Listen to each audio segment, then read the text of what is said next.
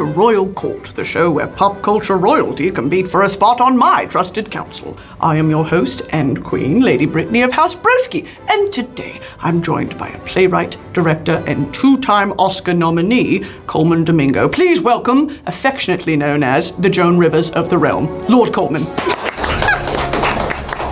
Oh, my lord! Hello, Fabulous! Hello, darling. How are you? Doing quite well. I'm quite well as well. Oh, you look fabulous. You look fetching. Thank you. Can I just say the cape is eerily it works. It you know does? what I mean? Yeah, it's it good, feels right? natural on you. It feels like, wait, why is my, why is that doing? Your breast.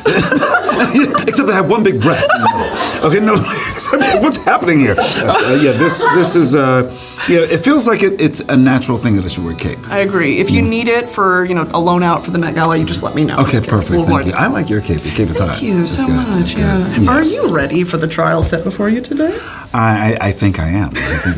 Without further ado, let the trials begin. Hello. How's that like for you? It's good. It's an interrogation. It's good. It is? Colman, you met your gorgeous husband on a Craigslist ad. I sure did. What does it feel like to be God's favorite?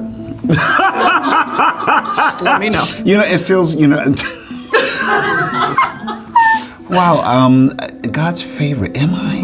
It feels like maybe I'm one of the favorites. You don't want to. There's a lot of us, it seems, right? It's true. You are. We all are, apparently. And can I get an amen?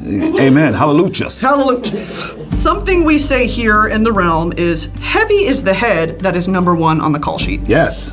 How is your head, Colman? My head is quite.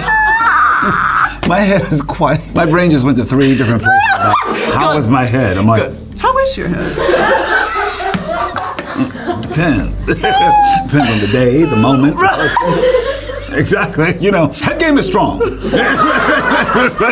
No complaints yet. No complaints yet. Okay. Exactly, yes. You've been a college professor. Yes. Were you the cool sort of teacher that sat backwards on the chair? Like, what was your vibe as a professor? I used to think maybe I'm the worst teacher. I would walk in to an acting class and say, hey, my job is not to teach you about acting at all. Okay. Yeah, exactly. Because I really think I just want to teach you how to have a voice. Right. And how to be tell your story in some way, shape, or form. So yeah. I'm like, if you have a career with this, wonderful. If not, cool. At least you know how to stand up for your order at Starbucks. I ordered pickles on my burger. Yeah. I need pickles on that burger. Yeah, full-throated voice. Exactly. Say it to the balcony. Here, yes. Exactly. You've described yourself to Vanity Fair as old as fuck. Wow. Wow, that kind of hurt. Old as fuck. Yes, I'm old as fuck. Have you told that to your young and handsome face, though? You know what? No, she doesn't know. She stays pretty tight and high. Yes.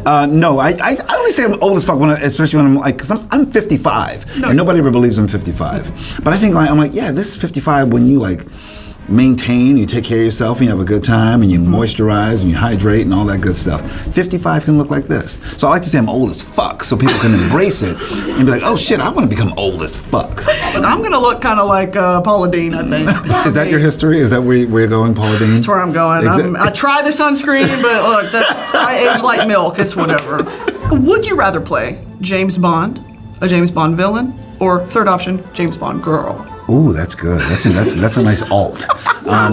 I think I would really, I don't know why I'm drawn to the villains. I think villains, you have so much more fun. The thing about a good villain, if the audience is rooting for you, either there's something wrong with them, it makes them question themselves. Right. But you got to put a little empathy in there. So you're like, oh, they're just a broken human being who's doing really horrible shit. I see myself in them. Exactly, I see myself. As a villain, what kind of little pet did you have? The cat is overdone. Interesting to have a big animal, like a buffalo. Yeah. Like something stands weird. ominously behind you. Just all glaring, and you're all.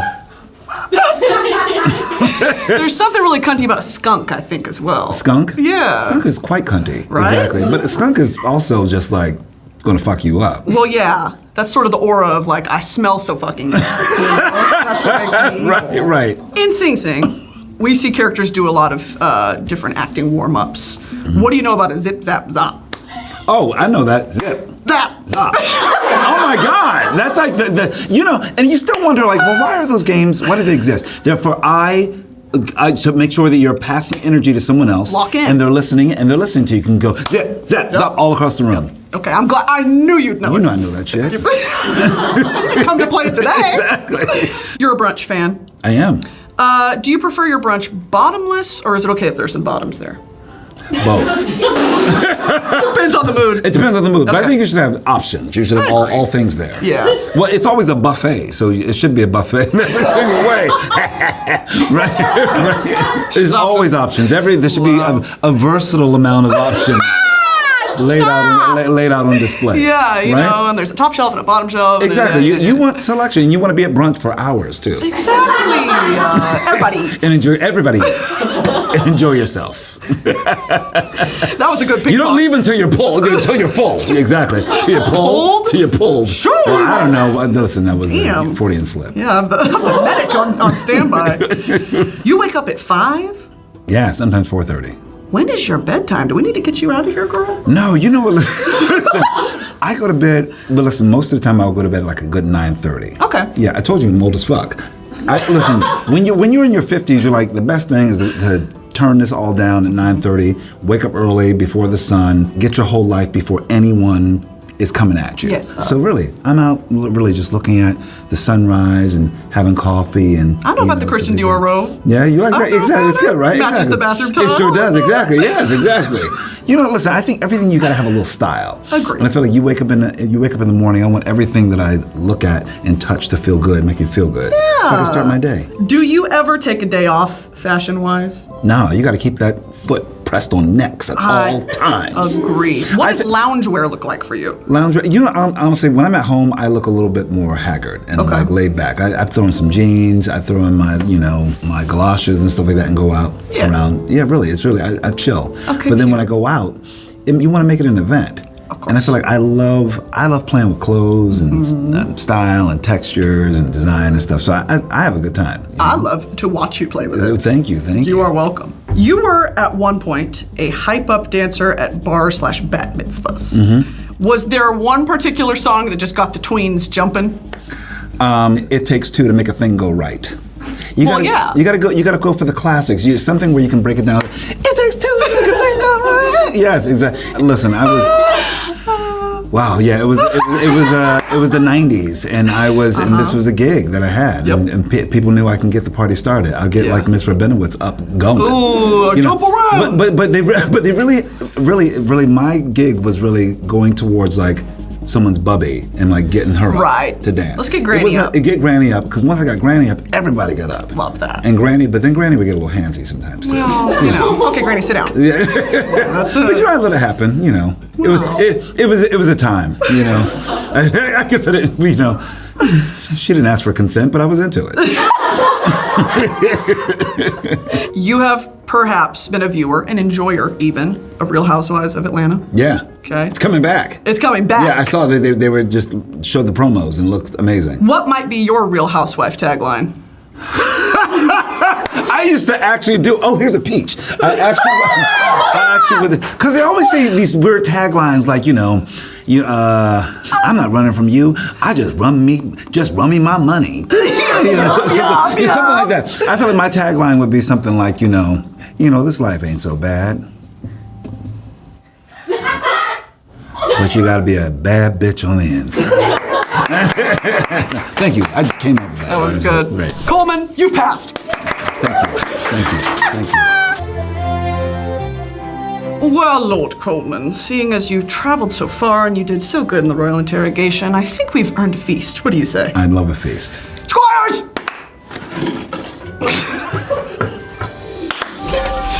Oh! What do you know about a deviled egg with paprika? I know. Listen, I love a deviled egg with paprika. I think, does it have some dill in it? Little bit. First of all, what I love, because I judge the color of it. Yes, let me know. Because it has mustard in it, which is good. We got some relish up in here, that'd be good too. We'll see. But we'll see. I'm don't gonna look judge too it. hard. Don't go too hard.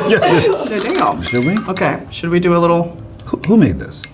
Well, my crew, of course. My resident chef, me. Okay, this is good as shit. You like it? It's really good. I'm so glad. Oh, it's good. Because people can fuck up a deviled egg. Especially, look. Apparently I haven't eaten in years. Look at me. Just coffee and eggs in your stomach right now. That's crazy. Exactly. Yeah, that car's gonna smell It's going to crazy. smell really good around here in a minute. Okay, Colman. Should I keep eating or just like... You do you. Okay. You're my guest. Okay. I have a question for you about fragrance. Okay. You're a fragrance connoisseur. Yes. What are, because you have how many total? I would say about 110. Oh, wow. It's crazy. That's a passion. Well, first of all, I want to know the notes. Like, what are your sort of favorite notes in a fragrance? What makes a beautiful fragrance? I love things that are like fresh and clean, have a little oud in it. I don't like things that are too heavy. I like bright. Things that smell like you're in a garden in a way. Yeah. I love things I love like things that are floral too, like gardenia. Usually when I combine, I love layering scents as well. Me too. Layering is hot. It's Yes. sexy. I didn't know about layering. It's in. It's very in. It's very in vogue. But like, you put some here and then you put some here, and it's different scent here, and the people that keep catching something different. Yup. You always want to put some on the back, so when you walk away, they're Yup. like, oh, or when they hug you On the fupa. on the fupa. So just like, and they're all. Yeah, a little bit, yeah. Okay, it's before they go to the Exactly. to the special place. Yeah. Before they go downtown, they're like. Before they visit me. But I think that's very kind of you too. I appreciate that. It's very kind. I do like a cedar sort of mossy base Okay. note. Yeah. But sometimes that can be really cologne-y, and I like it sort of androgynous. Me too. I like an androgynous scent. Yes. Do you There's know about Maison Louis Marie? No, I don't. I'm gonna let you smell something later. It's- Okay. You would love. I think it's Are you what gonna spray it on your fupa? I'll spray it on your. I think make sure. I just want to know where I'm going. Where's my nose headed? Where's my nose going? I'm gonna. Oh my God. That's the second time I've talked about my fupa this week on this show. You know what? Fupas are underrated. We should embrace them more and talk about them. Bring them back. They are back. They are back big way. and living. After the month of January, they're back. Okay. You were a bartender. Yes. For 15 years. Yeah. What is the worst bullshit drink that people would come up and order and you'd be like, have to make this again? Oh, like a Long Island iced tea. Just Or like adios, Alabama, motherfucker. Any Alabama Slammer, those kind of bullshit drinks. Like when I was bartending, it was about that kind of stuff. But Yeah. before it became craft cocktails, it was like I would just throw shit in and just make it red. Make it red and make it strong. Get out of my face, tip me well. Yes. Yeah, And exactly. have a great night. Have a great night. Sometimes I didn't even know what the fuck I was putting in there. That's so funny.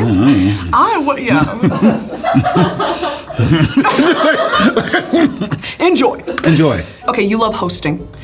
What makes a good host, and do you do themed parties? Does that kind of assist? Theme somewhat. Okay. But I think to be a good host, first of all, and I'm very opinionated over Let this. me know. It's gotta be about good music, great lighting, Thank you. good music, good food. You gotta have the scent of, if it's not candles when people come in, it's something baking or something good. Yeah. And for me, it's like, it's a little garlic. Some people don't like garlic, onion, whatever. Something sauteed going on. Right. Usually before people came, everything's almost done. Because I want things to be hot and ready. When I've had dinner parties, I would get really annoyed if I spent 6 hours making a meal and people just come in sweats or they come after work. I'm like, yo, you got to dress up a little bit. That's a great point. Yeah, you got to do something. You got to make it an event. Yeah. But like a lot of times, I like having like a pool party, and I would actually smoke. I would smoke ribs for like 6 hours. And so if I'm doing all this work, You're doing smoked meats for a pool party? I smoke meats. Damn, Yes, okay. I smoke meats for it. And then I want you to just come. You got to bring the vibes. You got to bring all of it. You got to join in. You got to swim. You got to dance. You got to go full out. So and usually when people come to my house, they come at like 2 PM and leave at 2 in the morning. That's a great house party, though. Because it just keeps riding waves. People are like, are we going? No, we're not going. Let's order pizza. Let's keep going. Love Are we back in the that. pool? We're back in the pool. Yeah. Love. Yeah. It was really important to me, like as I became an adult, to be like, I want a house where this is the crash spot, where Yeah. I have guest rooms and it's comfortable for a guest, not just Yeah. like, I guess you can sleep on the couch. Like I want it to be an event, Yeah. and it's been the joy of my life to do that. Isn't it beautiful? But that's also like California living too, don't you It think? is. I think it is. it Like is. people entertain more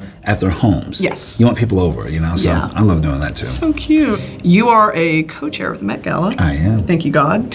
And I wanted to know what, in your opinion, makes a great Met Gala theme? First of all, I think this theme is one of the dopest themes. I think that they've got to get people excited about it because it's all benefiting the Costume Institute. So it's really about like, they're going to have this great gallery display for months after. So for me, it's just like, this one is like, it's called super fine tailoring. Honoring the black dandy, which is cool. And looking at men, like how black men have created style for as long as we can remember. Forever, exactly. So that got everybody excited. Like black designers will be highlighted. You just got to get everyone excited about it. And I feel like you want to get into the fantasy of it. My first year going to the Met Gala last year, the thing that I literally told Miss Anna Wintour after was, I felt like I was in art.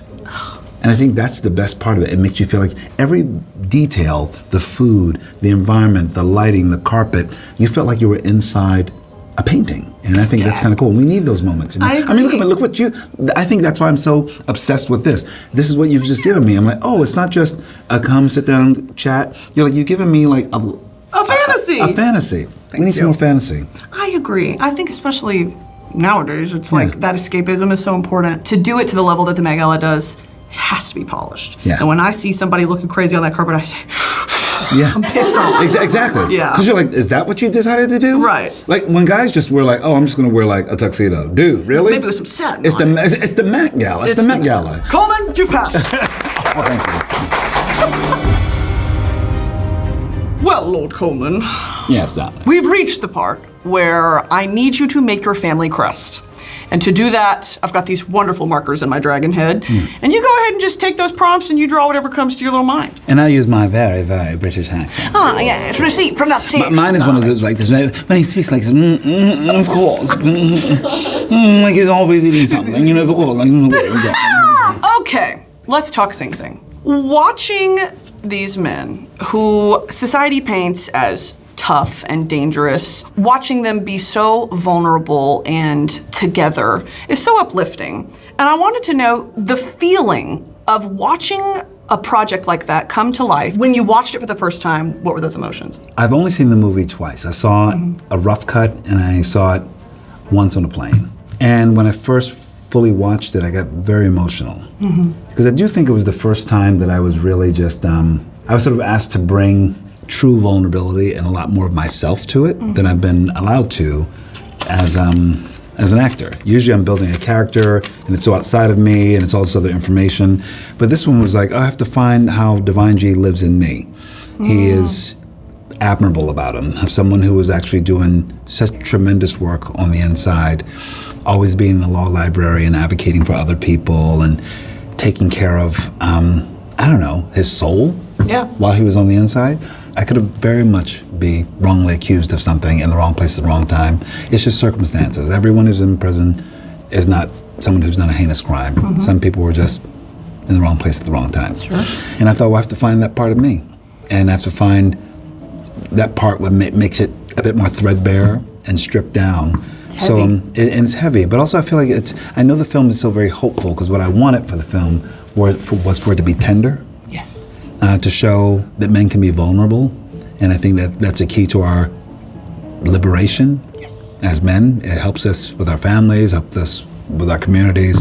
It's all this toxic shit that we don't need anymore. And we've got to do some work and hold each other accountable to it. Even the idea that we call each other beloved in the film. Right. I think that's an extraordinary act. Yeah. And that was the gift that was given to me by Clarence, my co-star, who said we don't call each other, like the N-word. In prison, we call each other beloved.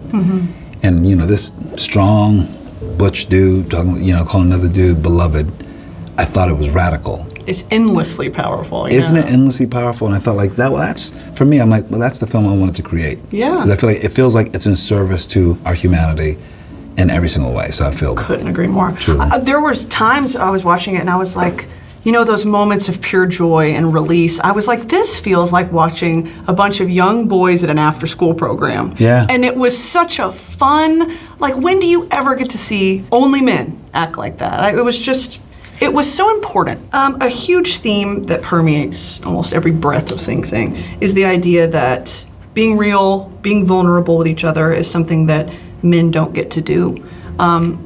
Do you have pockets in your life as Colman that you were able to draw from to bring into your character of that just raw vulnerability? The friendships that I have with men, I feel like I don't see them represented on screen often. I think it's because I know that they exist.